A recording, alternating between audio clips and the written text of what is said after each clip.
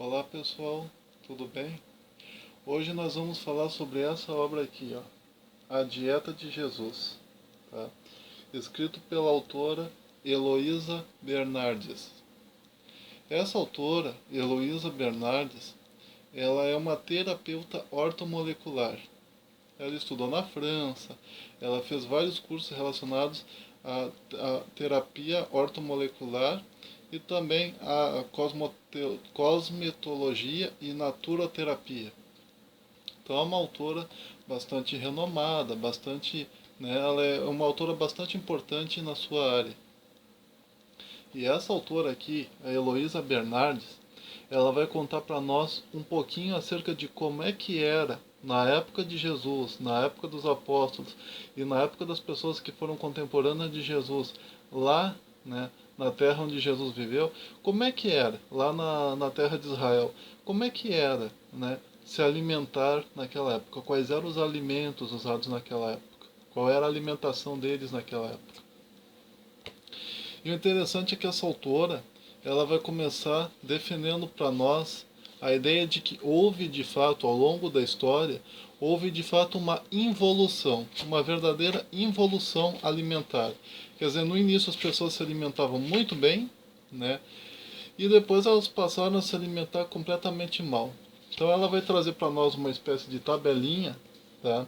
Falando acerca da involução alimentar, de como é que as pessoas se alimentavam. Então ela vai desde a época cultural hindu, do ano 7227, indo até a época cultural germano, anglo-saxônica e até os dias atuais. E ela fala que na época cultural hindu, né, a alimentação era constituída basicamente de leite de animais e das dádivas da natureza, que eram colhidas. Depois surge a época cultural persa, que a base da alimentação era vegetais, leite e mel. Depois surge a época cultural egípcia caldaica, que a alimentação era constituída de leite, frutas, cereais e mel. Porém, nessa época, o consumo de carne e do sal já começou a aparecer. Depois surge a chamada época cultural greco-latina, em que a alimentação incluía todos os elementos já citados, acrescida de raízes e vinho. Na época romana, o consumo de carne e sal era maior. Depois surge a chamada época cultural germano-anglo-saxônica, em que a alimentação já é resultante de industrialização e chega até os nossos dias, né? Em que a gente tem uma grande porcentagem de alimento, né, industrializado. E aí o ser humano já se alimenta de maneira má, né? Depois ela vai falar também para nós sobre o homem vegetariano, mostrando para nós que por vários motivos o nosso organismo ele foi feito para ser vegetariano e não carnívoro.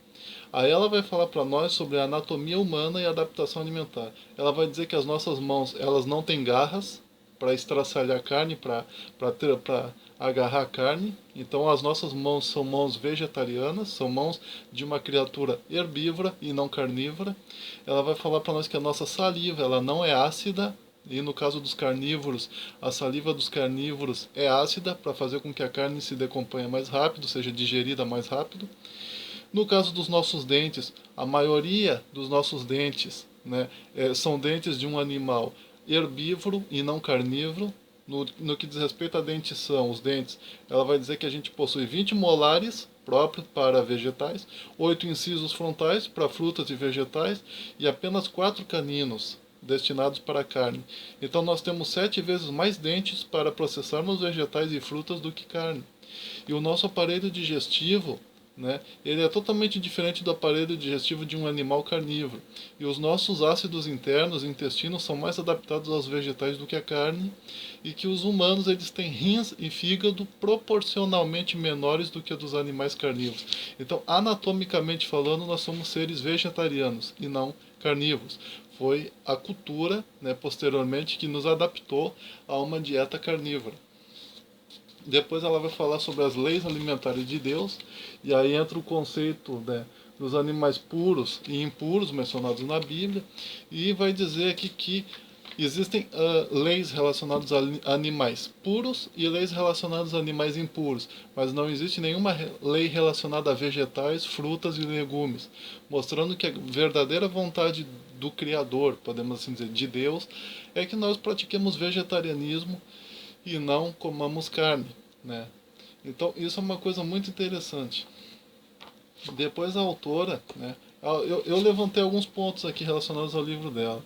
Em primeiro lugar, por exemplo, o ser humano foi feito para ser vegetariano, segundo ela. Houve uma involução na dieta humana, como eu já tratei. Jesus, né, ela começa a falar sobre Jesus. Né? Jesus comia pouca carne, embora comesse mais peixes e aves. Né?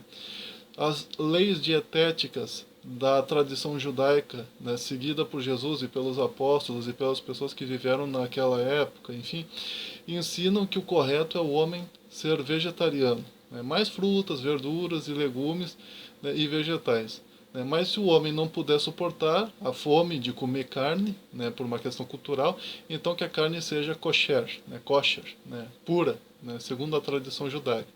Quinto, a autora segue a ideia de que um dos motivos dos homens pré-diluvianos viverem mais tempo é porque eles eram vegetarianos, né?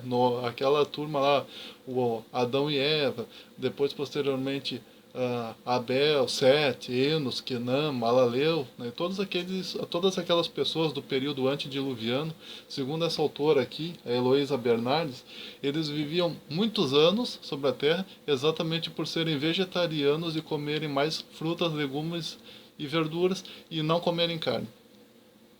São Tomás de Aquino dizia que a gula é uma desordem do desejo natural de alimentação. O pão, na época de Jesus, era semelhante ao pão árabe atual, né? Só que mais duro, pois não havia levedura. O pão integral é o melhor alimento nos momentos de fome antes da refeição. Ela vai dizer que o pão integral ele não engorda, então você pode comer uma quantia determinada, não muito também, mas uma quantia determinada de pão integral, né, antes da alimentação, e aí tu não vai sentir fome, né, antes de cada refeição. Na época de Jesus, os doces eram a base de figos, né? Eram a base de mel, de figos, o que tornava o diabetes quase impossível. Né? Então era quase impossível uma pessoa ter diabetes na época de Jesus. Ah, sobre a manteiga, né? A manteiga da época de Jesus era totalmente natural, né? Depois ela vai tratar aqui, por exemplo, que os israelitas faziam mel das uvas, inclusive. O sal faz muito mal à saúde, isso daí nós já sabemos, inclusive. A carne vermelha faz tanto mal quanto o sal, a autora vai dizer isso para nós. A palavra cosmético, em grego, significa ornamentar, né? No grego cosmetikos, né? Significa ornamentar. E os primeiros testemunhos de cosméticos vêm do ano 3000 no Antigo Egito, né? 3000 antes de Cristo, no Antigo Egito. E depois, no final, depois dela tratar vários desses temas, né, ela vai começar a nos dar, né, dicas de alimentação. Ela vai começar a nos falar um pouco, ela vai nos dar receitas. Por exemplo, o mel de uva que Jesus comia, é possível de qualquer pessoa hoje em dia fazer em casa, esse mel de uva, inclusive. E ela coloca aqui, ó, modo de preparar. Coloque as uvas numa panela com meia caneca de água. Ferva a mistura por cerca de 20 minutos ou até que ela engrosse. Separe as sementes. Guarde a mistura em potes esterilizados e coloque-a no refrigerador. Os açúcares naturais da uva ficarão concentrados. Quanto mais doces as uvas, mais doce o mel de uva se tornará. Então é uma maneira de fazer mel de uvas dentro da sua casa, comer o mesmo mel de uvas que Jesus Cristo certamente comia e os apóstolos comiam, e é um alimento totalmente natural, desprovido totalmente de agrotóxicos ou de qualquer outro tipo de problema. E depois, a partir do capítulo 21, ela vai nos dar receitas, né, de alimentação super saudável. Da mesma alimentação saudável que se comia na época de Jesus. Então é uma obra interessantíssima, interessantíssima, porque ela vai nos mostrar como fazer exatamente os mesmos alimentos que se fazia na época de Jesus com ingredientes atuais, né? Na página 106, no capítulo 20, na página 106, ela vai falar também sobre a receita do tônico da vida longa. A receita de tônico da vida longa é o seguinte: ingredientes: um copo de água mineral sem cloro, uma colher de sopa de vinagre de maçã, sem conservante e sem corante, e uma colher de sopa de mel. O modo de preparar: misture bem. Tome este tônico meia hora antes do café da manhã e de cada refeição. Caso seja diabético, vale uma observação importante: exclua o mel. Faça disso um hábito. Tome esse tônico da vida longa 3 vezes ao dia.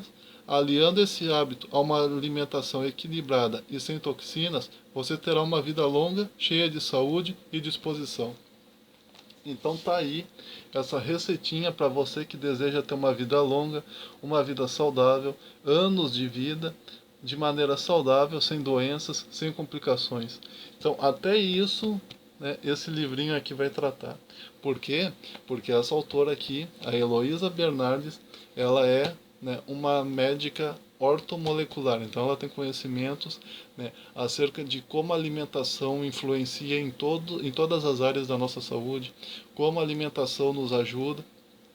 Então é uma obra interessantíssima, A Dieta de Jesus. Quando eu vi esse livro pela primeira vez na prateleira, a primeira coisa que eu pensei é, bom, trata-se de um livro histórico, que provavelmente ele vai falar como é que era a dieta na época de Jesus, do que as pessoas se alimentavam, do que as pessoas viviam, como é que as pessoas bebiam e tal. Mas ela é mais do que isso, né? Além de ser isso também, ela nos dá receitinhas para quem quer comer, né? Se alimentar mais ou menos na época, da mesma maneira como na época de Jesus. Então é uma obra interessantíssima, interessantíssima mesmo. É interessante que essa autora ela vai falar para nós também a maneira como se fazia o vinho na época. Na época de Jesus, se colocavam várias uvas em um grande recipiente chamado lagar, né? E essas uvas, elas eram pisoteadas, né? As pessoas iam lá, pisoteavam o lagar, pisoteavam as uvas, e o suco da uva ela ia caindo por uma espécie de orifício, e aquele suco ia caindo daquele lagar, ia em direção a recipientes menores. Depois que esse suco era colocado dentro desses recipientes menores, uma espécie de barril da época, ficava 6 semanas dentro daquele barril, dentro daquele recipiente. Seria uma espécie, seria como um mês e meio, aproximadamente isso. Então 6 semanas. Após as 6 semanas, era colocado dentro de uma talha de pedra, um recipiente de pedra grande, ou então dentro de um odre. O odre, para quem não sabe, ele era feito à base de pele de carneiro. Era um recipiente feito à base de pele de carneiro. Depois disso, estava pronto para a pessoa beber. Então a pessoa ia direto naquele recipiente, ia lá com seu copo, enfim, e tomava aquele vinho. Um vinho totalmente natural, sem nenhum problema. E quando esse vinho, né, estragava, ia mais à frente, virava vinagre, né? Então, quer dizer, olha só, tudo natural, tudo era natural na época de Jesus. Se usava muito azeite de oliva na época de Jesus, então as pessoas não tinham problema de coração, não tinham problema de diabetes, não tinham problema de colesterol, sem falar que a caminhada deles era longa. Jesus provavelmente ele comeu mais peixes do que carne. A carne que ele comia não era carne de boi, era carne de ovelha, provavelmente, porque a ovelha é mais barata do que o boi. Contudo, os peixes e as aves são mais baratas ainda do que as ovelhas, então provavelmente Jesus comeu mais carne de aves e mais carne de peixes do que carne de ovelha, propriamente dito. Leite de cabra era o que mais Jesus e as pessoas daquela época bebiam, né? Que é algo que até mesmo uma pessoa que tem intolerância à lactose pode beber, segundo essa autora aqui. Então, quer dizer, as pessoas viviam uma vida muito interessante, né? A alimentação deles era muito boa, era muito natural. Enfim, e essa autora, ela nos manda ter mais ou menos esse mesmo tipo de alimentação se a gente quiser, de fato, viver uma vida longa e saudável. Então, aí que tá. Mais um livrinho sobre Jesus, dessa vez falando sobre a dieta dele. A Dieta de Jesus, escrito por Heloísa Bernardes. Então, curta esse vídeo, dê um joinha, compartilhe ele, se inscreva no canal e até a próxima. Um abraço.